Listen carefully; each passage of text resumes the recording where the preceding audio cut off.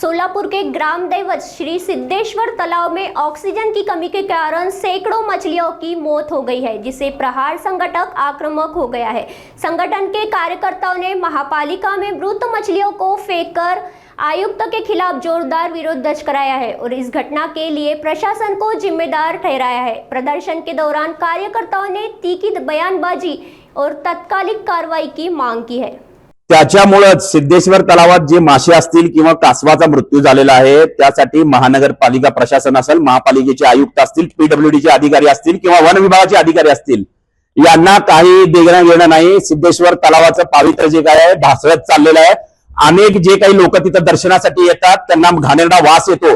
मग ज्या वेळेस मासे तिथं मृत झाले किंवा कासव मृत झाले त्यावेळेस महानगरपालिका प्रशासनाने तिथं नंतर यांना जाग आली। काल 54 लाखाचं टेंडर काढलं, ते कारंजे वगैरे तयार करून ते कारंजाचे फवारे वगैरे उडवून जे काही दूषित पाणी आहे त्या दूषित पाण्याला ते पूर्ण आहे।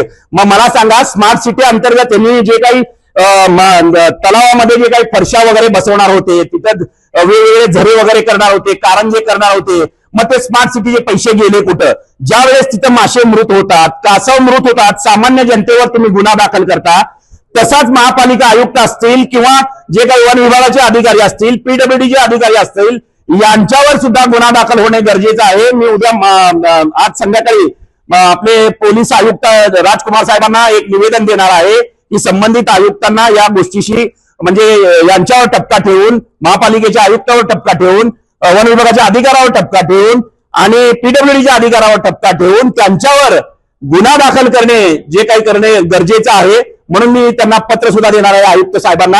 आणि हे सगळं जे सिद्धेश्वर तलावाचं पावित्र्य जे ढासळत चाललेलं आहे त्या सर्व गोष्टीसाठी महापालिका आयुक्त असतील किंवा महापालिकेचे जे काही प्रशासकीय अधिकारी असतील ते स्वतः जबाबदार आहेत।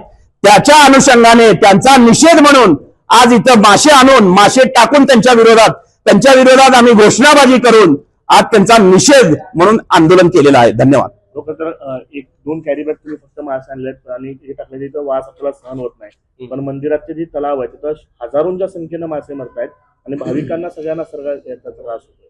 खरं तर हे फार दयनीय बाब आहे। महापालिकेकडे या सर्व गोष्टी आहेत। महापालिकेने स्मार्ट सिटी अंतर्गत त्या तलावाचं सुद्धा टेंडर काढलं होतं। आपल्याला माध्यमातून किंवा चॅनलच्या माध्यमातून मी सांगू इच्छितो, मग ते टेंडर काढले होते, खाली फरशा घालणार होते, व्हाईट फरशा घालून मग त्याच्यावर पाणी सोडणार होते, कारंजे सोडणार होते, हे सगळी गोष्ट करणार होते।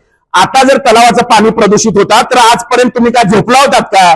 या सर्व गोष्टी किंवा तिथलं जर देवाचं किंवा सिद्धेश्वर मंदिराचं, सिद्धेश्वर महाराजांचं जे काही पावित्र्य आहे ते संपत चाललेलं आहे। या सर्व गोष्टीला जबाबदार फक्त आणि फक्त महानगरपालिकेचे आयुक्त आहेत।